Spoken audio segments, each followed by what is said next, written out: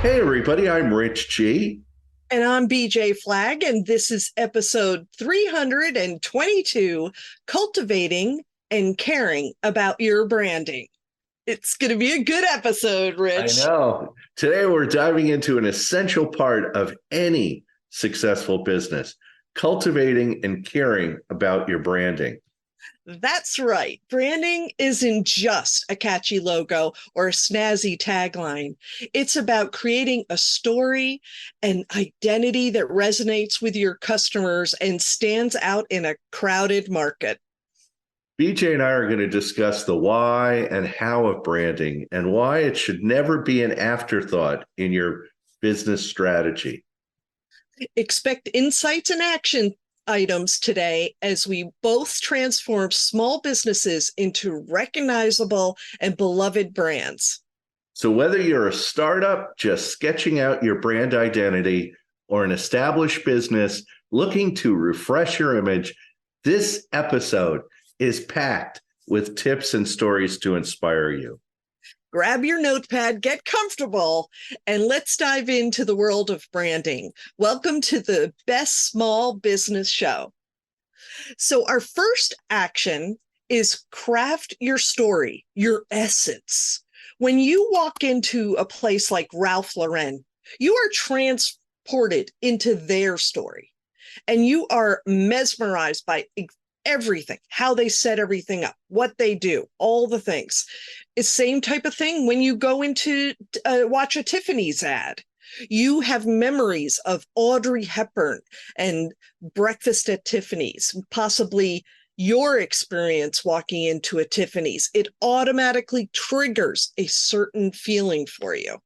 Yeah, I don't get that feeling at Walmart, though. Oh, I get you this know, sick feeling in the pit of my stomach when I walk into a Walmart. No, I'm just kidding. But Walmart is probably the exact opposite. They have a brand, but yeah, they have an essence. They don't have right, a story. It's right. like, I want to get in here and get out of here as fast as possible. Yeah. It's almost as if because they appeal to an audience of, price conscious people, they don't quote deserve to have an essence. They do. They do. They should have that. People love stories. Am I right, Rich? We have a local pizza place, second generation. It's called Joe's Pizza. It is phenomenal. They have a huge storyline. He Yeah. now has kids of his own, and you get to see the little guys making chocolate pizzas and having a ball. But he has an aura, and you go there because you want that aura. It's amazing. Yeah, it's kind of funny. I was in Trader Joe's the other day, and they definitely have an essence. Everybody lives it. The employees are excited. They're greeting you. The signage, the look, everything about Trader Joe's has a certain type of consistent brand voice. And that's the second area that we're going to be talking about today. Let's talk about Nike. Nike's brand voice is bold, it's empowering, it's motivational. Their slogans, just do it and find your greatness. They feature athletes who embody these values, such as LeBron James and Serena Williams. And you can't even believe, by using that consistent language and messaging all through all the channels, it's amazing what can happen. People will say to me, I need to create a style guide to ensure the consistency of the design and formatting has happened. It's so imperative.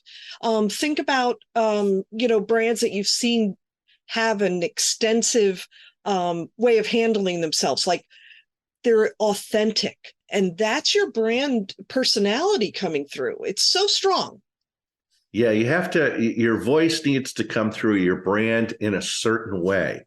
Yeah, One way that I looked at my website is that most coaching websites were very flowery or were very sterile. And I wanted to make my site empowering, motivational. So yeah, I chose a blocky font, and it was in your face. And there are lots of pictures, a lot of success. And people look at my website and they get motivated.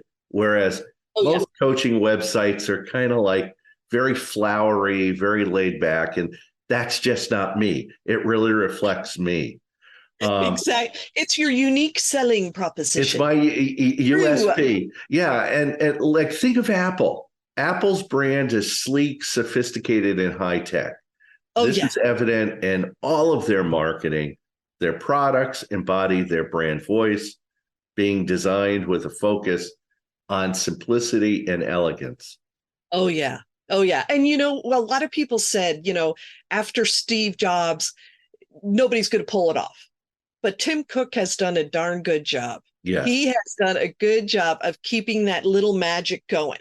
Absolutely an amazing story for sure. So, action 3 is make sure all your team share the vision. I want you to think of Disneyland, FAO Schwartz, and even Toys R Us, who's making a comeback right now. They have an elaborate training program. Disney's is actually called Disney University, and other people can go to it. And people send their entire teams down to learn the magic. Pretty amazing. Yeah, this is imperative if you want to grow and maintain your brand vision. Make it fun, make it easy to follow, and always do refreshers with your employees and with everyone. Oh, yeah. And you know what? Search out those who are not following the brand guidelines and retrain them or not. That's the big thing. Some people just don't get it. And it's okay. It's okay. They can go to another place because this part of what's happening is just so incredibly important. Yeah, I mean, it's a large part of it is also employee buy-in. When you work for a company, you have to buy into the company. You have to present a certain uniform, a certain look, a certain way of acting that reflects your company. I mean, Yeah. I was in corporate for 20 years. Every company I worked for, there was a certain culture that you had to present. Yep. It's very interesting. So, action 4 is create a memorable visual identity. And I'm going to bring back Nike and Apple again. Nike's visual identity is characterized by its bold use of color, particularly its signature red and black. The swoosh logo is one of the most recognizable logos in the world and is used consistently across all of Nike's products and marketing materials. So you need to design a logo that is simple, recognizable, and scalable. Yeah. And that's a big thing because I look at your logo, Rich, and I see a logo that has been able to evolve. As your business has changed, it has changed. It is so fantastic to have that feeling and confidence that it can be done. A lot of that, it has to do with your color palette. What you choose is that reflects your brand identity. I absolutely love how you use that for sure. Yeah, it's kind of funny because I'm sending out my annual Thanksgiving message that goes to all of my subscribers. And I changed the logo from the green and white to an orange and brown for Thanksgiving. But you still see my logo. So I'm going to play with that. And in fact, thinking about it right now, I might play with it a lot more during the holidays and during the year, change the colors with Yes, well, certain we themes. call that the secondary color palette, and you're allowed that. You're allowed that Cool. if you stay consistent with all the rest of the things. I remember a very wise person said to me, "How many times do you need to hit them over the head?" So is it bold? Is it italic? Is it underlined? Is it larger than the rest of the time? Okay, you hit them over the head way too many times. Yeah. So I like what your theory is there for sure. So Apple's visual identity is clean, minimalistic, and sophisticated. The exact opposite. The use of white space and sans serif fonts gives their products a sleek and modern look. And if you remember, Years and years ago, Apple used to use a serif font for all of their products. Then they cleaned it up with Johnny Ive and went to a sans serif. The Apple logo has gone through many changes and is one of the most recognizable logos in the world and is used consistently across all of Apple's products and marketing materials. But you know what I do love about them, and it goes back to evolution, is the ability for them to, you think the identity hasn't gone through this massive evolution. When they were at 10 years, they showed how the Apple looked at the very beginning and then how it morphed. I want them to do that again because it is amazing, the parts that stay the same and then the parts that have to evolve because of more product lines or things that are happening. So it is amazing. Hey, I've got a great resource for everybody. It's called The Brand Gap, How to Bridge the Distance Between Business Strategy and Design. Marty Neumeyer really, I think he took the theory of brand and really made it a unified theory of brand building. And a lot of people, should really grab this book because there's many parts to it about creating that charismatic brand, the brand that all customers feel is essential to their lives. It's an entertaining, quick read. It's a quick read, but it's good.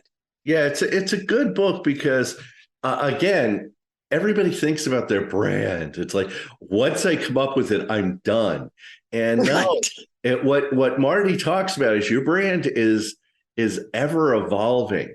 It's constantly evolving. You come up with a theme, a brand, a story, but then it starts to morph. So he talks about like the 5 essential disciplines of building your brand, how changing the dynamics based on your competition, how design determines your customer experience. Think about Apple, think about Nike, think about Ralph Lauren, and the importance of managing your brands from the inside of your company. This is a great book. Yeah. And anybody who's not familiar with branding, this has a really cool glossary in the back with 220 words that all deal with branding. So it's an excellent read. Grab it if you can. Thank you for tuning in to the Best Small Business Show. If this episode has been valuable to you, subscribe and share it with other budding entrepreneurs who could benefit. And that's it for this week. If you want to reach out to me at newrenew.com, or you can find Rich at richg.com. And thanks to our editor and producer, Richard Scalzo. Have an unbelievable weekend. Catch you later.